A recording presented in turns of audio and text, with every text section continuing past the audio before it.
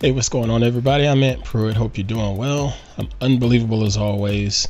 It is late one night. I can't sleep, so I figured I'd go ahead and get this week's video up, recorded, processed, all that good stuff. Let's talk about what this week's video is going to be about.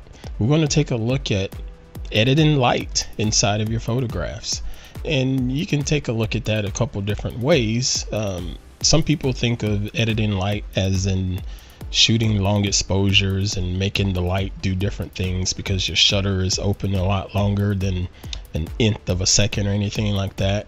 I'm not talking about all of the stuff that you're doing in camera. I'm talking about editing light that's in your images within Photoshop and within Lightroom, because every now and then you may want to do some type of composite that gives your image just a little more pop, or do some type of, special adjustment to a specific area in your image.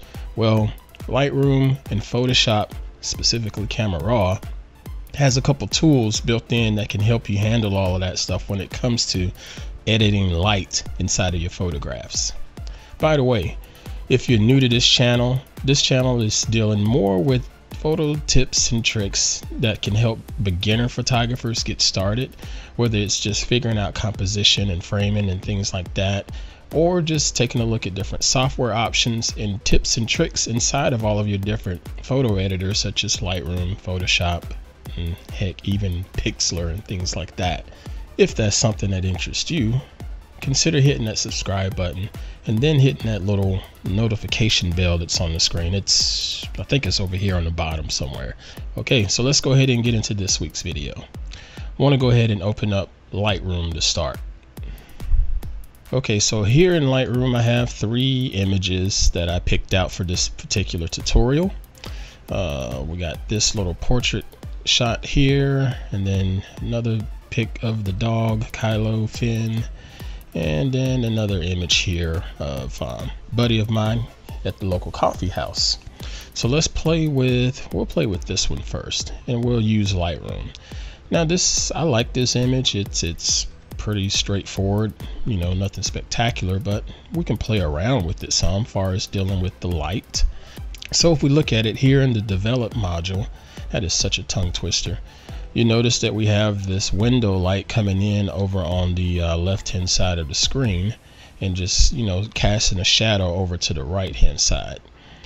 What if I wanted to bring out a little more of the detail over here on this right hand side, so you can see a little bit more of my dog, not necessarily just this headshot, if you will? I can just hop over here and just hit auto and see what happens, and bam, that works. That pops it right up and gives me the view that I'm actually looking for. Sometimes you're not going to get that lucky when it comes to using the Adobe Sensei AI that's built inside of Lightroom. Sometimes you're not, sometimes you will. So let's say I didn't get that lucky. I'm going to undo that, okay? And I'll just try to pull up the shadows a little bit. Okay, because what happens when you're using the shadow option, shadows are giving you fill light inside of your scene. You have like your flash on top of your camera, and you have your key lights that's usually above your subject, but that flash that's usually pointing directly at your subject is the fill light that you're going to get. Sometimes you can use a standard light instead of a flash to sort of fill the scene, but like in my recent instances, my fill light has been a speed light or a flash. Okay, so when you hit the shadows option inside of Lightroom, that's essentially what you're emulating when you go on to do your edit. So let's take a look at Kylo again here. We're going to push those shadows up just a little bit, and you see that basically added some light to pull up the details where you can see his body a little bit there in the background. Okay, so let's step it up a little bit and make it a little more advanced. I'm going to reset this back to how it came. Sometimes you're wanting to get a little more creative with the lighting. Let's say we want to just do like a little spotlight over here, not necessarily fill the whole scene, but just do like a little spotlight over here on the right hand side. That's when you want to take your adjustment brush option, or just hit K on your keyboard, and you're going to get this adjustment brush mouse. I like to use my Wacom tablet here, You can use your mouse, but a lot of times I find much more control using a Wacom tablet. I have the Intuos that you can get for about 80 bucks. Really worth it when it comes to doing photo touch-ups. So we got our adjustment brush and we have these different options right here, and I just want to select exposure. Okay, and when you're using the brush, you can change the size of the head with the little slider here, or you can use your mouse, just scroll up and down with your mouse wheel, or you can use your brackets on the keyboard left and right to change the size. The trick here is understanding the flow that's going to come out when you press down with your mouse, or in my instance, I'm going to use my tablet here and the stylus, and that's going to dictate how much exposure is going to change. So first I'm going to make this exposure really obvious just for the sake of this tutorial, but I just want to let you see what we're working with. And I'm going to select to have a really strong feather so there's no hard edges at the end of my brush tip. And I'm going to take the flow and we'll take it back to just over half, you know, like 60% or so. All right, so now we're going to place a pin here, and then we're just going to brush in some exposure. Now see, that looks really bad. Okay, so if you ever screw up, you can always just erase. There's an option over here on the right, you can click that to erase, or you can just use the shortcut. Whenever I'm brushing, I always like to hold down the Alt key in brush, and that brings up the eraser option. So I'm just going to erase some of that exposure right about there. All right, so now again, that looks really bad, but it just gives you the idea of how you can actually go in and just add exposure and shadows to particular sections and spots inside of your image. Now let's move into the world of Photoshop. So I'm going to open up Photoshop and we're going to take a look at those other images here. We have this portrait of the dog yet again, and my buddy here at the coffee house. So let's start with, let's give him a little more light here in this scene.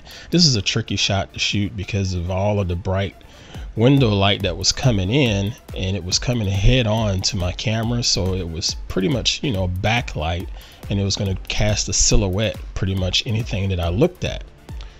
But I was able to work with it just a touch by adjusting some of my camera settings, but I want to be able to get a little more light on him as the subject matter in this image. So I'm just going to add a little bit of exposure and maybe a shadow increase here on this back side, where you can see the light is sort of kissing him on his back and on the back of the head right there. So we'll go ahead and we'll unlock this layer over here, right click and select convert to smart object. Okay, so now this is allowing us to pull it into camera raw and be able to make adjustments a few times if we need to. So you go to filter at the top and then you select camera raw filter.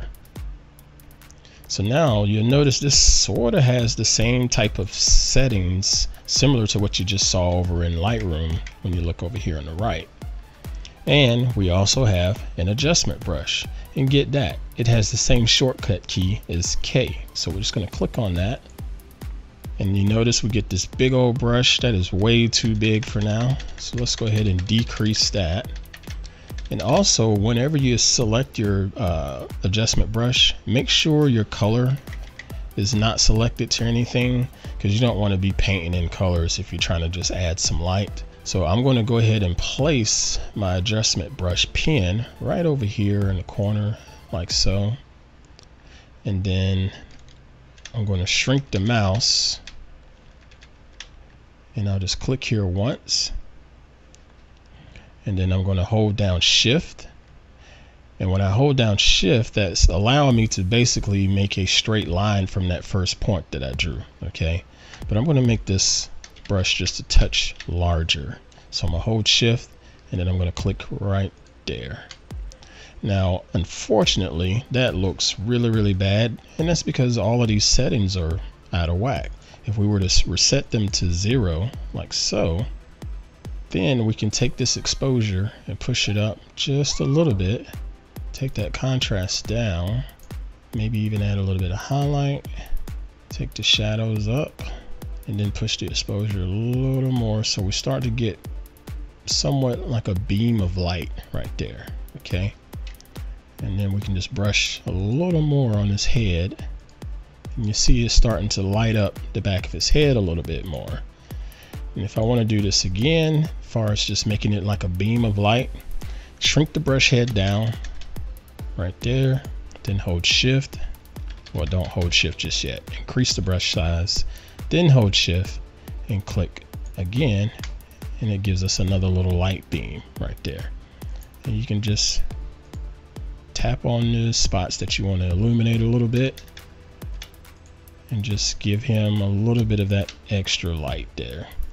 Now, since it's getting down here at the lower part of his back, I'm going to decrease that exposure just a touch because I don't want it too bright. I want it to look fairly natural. So something like that. So that looks a lot better. Boom. So now he's lit up a little bit. And again, there's a whole lot more that we could do to this image, but not going to get into all of that. All right, I'm going to stop the video right there. We're going to make this a 2-part video session. This was going to be a very long video, and I didn't want to hold your eyes and ears hostage over here on YouTube. Now, I didn't want you to have to watch something that's umpteen hours long.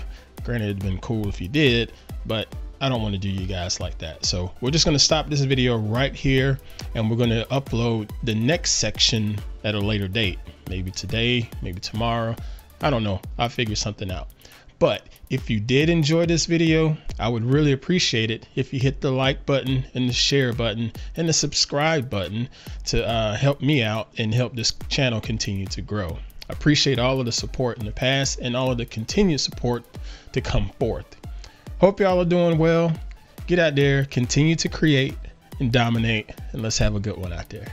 We'll see you.